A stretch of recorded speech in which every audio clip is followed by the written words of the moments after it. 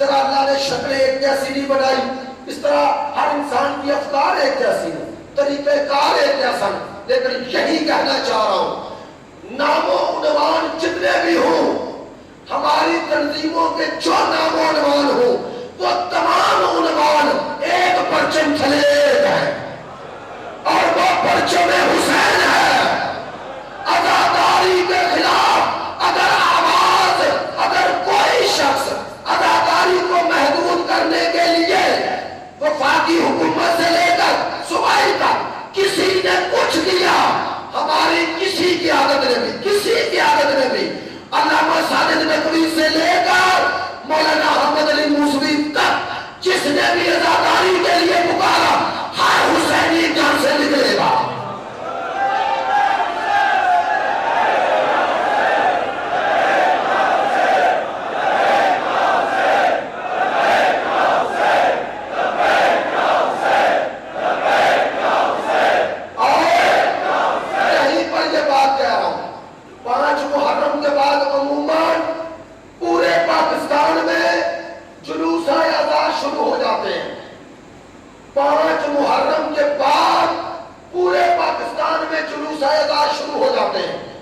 کل سے مختلف ملک کے مختلف جگہوں پر مہدی کے، اس کے بعد جھولے کے، علم کے جلوس شروع ہو رہے ہیں۔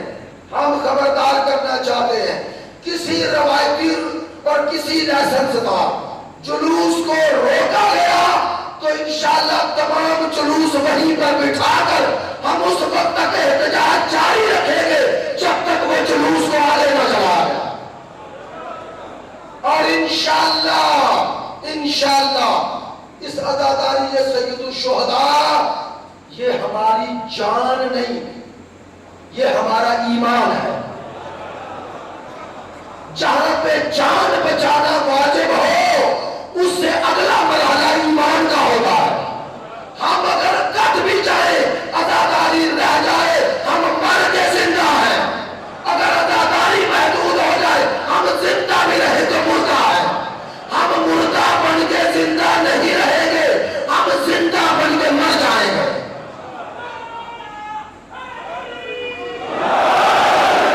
میری ان سب باتوں کی تائید میں، آغا صاحب کے آنے کی تائید میں، اور انشاءاللہ عزاداری سید الشہداء میں ہر قربانی دینے کی آمادگی کے ساتھ کربلا عصر میں اس دور کے حسین آیت اللہ العظمہ سید علی حسینی سیستانی، سید علی حسینی خامنائی اور ہمارے دیگر مراجع کی تائید میں سب بازو بلند کر کے 5 دفعہ لبیک یا حسین، لبیک یا حسین، لبیک یا حسین، لبیک یا حسین، لبیک یا حسین، لبیک یا حسین، آواز بلند صلوات۔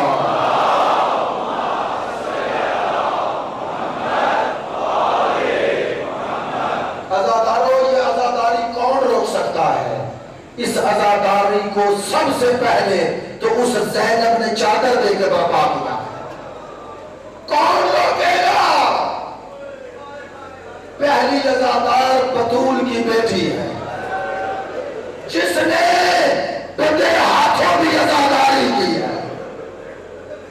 اس عزاداری کو روکنے کا خناس نکال دو، اس عزاداری کو تو 4 سال کی سکینہ نے دیا ہے۔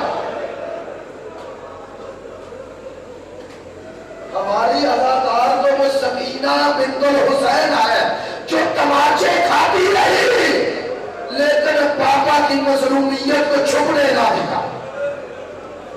بس عزاداروں، وقت کافی گزر گیا، میں چاہتا تھا آج اس جوان کی شہادت کے چند جملے کہوں جو شکل و صورت میں بھی نبی جیسا ہے۔ میں ابھی تھوڑی دیر پہلے کچھ جملے کہہ کے آ رہا ہوں، چاہتا ہوں وہی دہرا دوں، آج نہیں کل شہادت پڑھوں گا، آج جملے کہہ دیتا ہوں۔ میرے دوستو، اگر کسی شخص کو، مومن کو خواب میں، نیند میں سرکار دو عالم کی زیارت ہو جائے تو اس کے لیے یہ سعادت ہے یا نہیں؟ بہت بڑی سعادت ہے نا۔ حالانکہ خواب میں سرکار دو عالم کا نظر آنا میرے اور آپ کے بس میں نہیں، یہ اللہ کے ہاتھ میں ہے نا۔ اس لیے سعادت سمجھو گے نا کہ تخیلات کا مالک وہ ہے۔ اگر کوئی خواب میں سرکار کی زیارت کر لے تو اس کے لیے سعادت ہے۔ خود سوچو، جب خواب میں سید الانبیاء کا آ جانا یہ نعمت ہے تو جسے اللہ اپنے نبی کی شکل دے کے بھیج دے، خود سوچو اس اکبر کا مقام کیا ہوگا جسے اللہ نے خواب میں نہیں اپنے نبی کی شبیہ بنا کر بھیج دیا۔ لیکن میں اس سے بھی اگلا جملہ کہتا ہوں تاکہ حضرت علی اکبر کا مقام کا ایک پہلو آج واضح ہو جائے۔ عزادارو، جب چلنے لگے ہیں نا حضرت علی اکبر تو میرے مولا حسین نے دعائیہ انداز میں اپنے دل کا درد بیان کیا، کہنے لگے اے میرے اللہ، اب وہ جا رہا ہے جو صورت اور سیرت میں تیرے نبی جیسا ہے، جو صورت اور سیرت میں تیرے نبی جیسا ہے۔ ماشاءاللہ آغا صاحب بھی موجود ہیں، پڑھے لکھے دوست ہیں۔ عزیزو، ایک ہوتی ہے صورت، ایک ہوتی ہے سیرت۔ صورت میں کسی کو اختیار نہیں ہوتا، سیرت کا تعلق کردار سے ہوتا ہے۔ وہ جوانوں، میرا مولا حسین کہہ رہے ہیں کہ یہ جو جا رہا ہے اکبر، یہ صورت میں بھی نبی جیسا ہے، سیرت میں بھی نبی جیسا ہے۔ یہ ہے اکبر، 18 سال کا اکبر۔ حسین کو اکبر سے اس لیے محبت نہیں کہ بیٹا ہے، اس لیے محبت ہے کہ یہ صورت میں بھی رسول ہے اور کردار میں بھی رسول ہے۔ خود سوچو اس اکبر کا مقام کیا ہوگا جو 18 سال کی عمر میں اپنے آپ کو کردار رسول میں ڈال دے۔ لیکن دوستو، میں نے کہا نا کہ مصیبت کے چند جملے کہنے ہیں۔ یہ اکبر جب آئے، میں نے پڑھا علامہ اختر عباس مرحوم شیخ الجامعہ کے جملے ہیں، کہتے ہیں کربلا کے ہر شہید کو حسین نے آسانی سے بھیج دیا، لیکن 2 شہیدوں کو آسانی سے نہیں بھیجا۔ ایک زینب کے پردوں کا محافظ عباس اور دوسرا ہم شکل پیغمبر علی اکبر۔ جب آئے ہیں نا علی اکبر، حسین نے آسانی سے نہیں بھیجا، کہنے لگے اکبر جا ضرور، لیکن ایک دفعہ ذرا خیموں میں جا، خیموں میں جا۔ اب خیموں میں آئے، سارے خیموں سے ہوتے ہوئے خیمہ حضرت زینب میں آئے۔ پھپھی اماں، آپ سے ایک بات کہنی ہے۔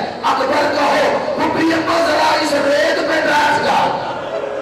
زینب بیٹھ گئی، اکبر لیٹ گئے، آغوش میں سر رکھ دیا اور اب ایک سوال کیا، اماں بتاؤ تمہیں میں زیادہ پیارا ہوں یا حسین؟ اکبر یہ نہ کہہ، میں سمجھ گئی، اب ذرا ٹھہر جا، بیویوں کو بلا کے لائی، آؤ میرا اکبر جا رہا ہے۔ بس اداکار بیویوں نے ہلکا بنایا، ہلکا بنایا۔ ایک جملہ کہہ رہا ہوں علامہ ذیشان الجوادی کا، کہتے ہیں ہر شہید کا ماتم شہادت کے بعد ہوا، اکبر کا ماتم زندگی میں ہوا۔ اکبر وہ شہید ہے جس کا ماتم زندگی میں ہوا۔ بس اداکارو، جب اکبر ودا ہو کے نکلنے لگے، راوی کہتے ہیں میں دور سے دیکھ رہا ہوں، اکبر خیمے سے نکلنا چاہتے ہیں، ایک دفعہ پردہ ہٹتا ہے، پھر اکبر رک جاتے ہیں، 7 دفعہ کہتے ہیں پردہ ہٹ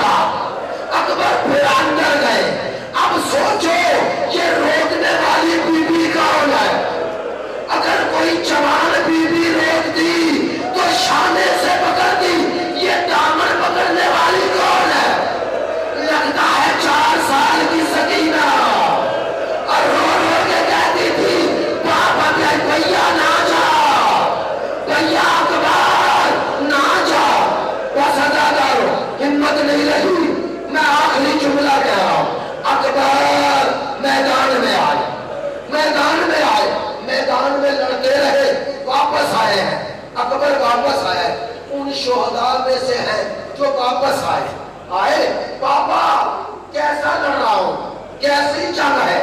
کہا اکبر تو نے تو اپنا دادا علی کی یاد زندہ کر دی۔ پاپا ایک شے مانگوں، چھوٹا سا سوال ہے، بیٹا کرو۔ پاپا پیاس لگی ہے، پاپا پانی چاہیے۔ اچھا اکبر میرے قریب آؤ۔ اب آیت اللہ خامنہی رہبر معظم نے کہا کہ حضرت علی اکبر پانی مانگ رہے تھے، کیا انہیں پتا نہیں کہ پانی پر تو بندش ہے؟ کہتے ہیں یہ کنارہ تھا۔ پاپا دعا کرو مجھے شہادت مل جائے، میں جامع کوثر کی طرف جا رہا ہوں، بس ادا کرو۔ کہا میرے قریب آؤ، قریب آئے، کہا اپنی زبان میرے منہ میں دو، بس آخری جملے اپنی زبان میرے منہ میں دو۔ اکبر نے پاپا کے منہ میں زبان دی اور اب زبان نکالی اور پیچھے ہٹ گئے۔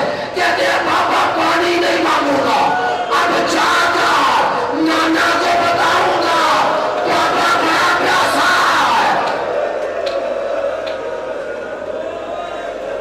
خدایا حضرت علی اکبر کا صدقہ ہماری اس عبادت کو شرف قبولیت عطا فرما۔ مومنین جو حاضرین مومنات کی تمام دعاؤں کو مستجاب فرما۔ خدایا بحق محمد و آل محمد حاضرین کے تمام گناہان کبیرہ صغیرہ معاف فرما۔ خدایا جن دوستوں نے کہا ہے، خصوصاً قمر بھائی ہیں، مبارک شاہ ہیں، اور حاضرین میں جنہوں نے میرے ذمہ دعائیں لگائی ہیں، کام لینے سے کوئی فرق نہیں پڑتا ہے، خدایا ان سب کی دعائیں مستجاب فرما۔ خدایا عزاداری کی حفاظت فرما۔ علماء حق کا جس نام و عنوان سے دین کی خدمت کر رہی ہیں ان کی توفیقات میں اضافہ فرما بحق محمد۔ مومنین گرامی اس وقت ہمارے ساتھ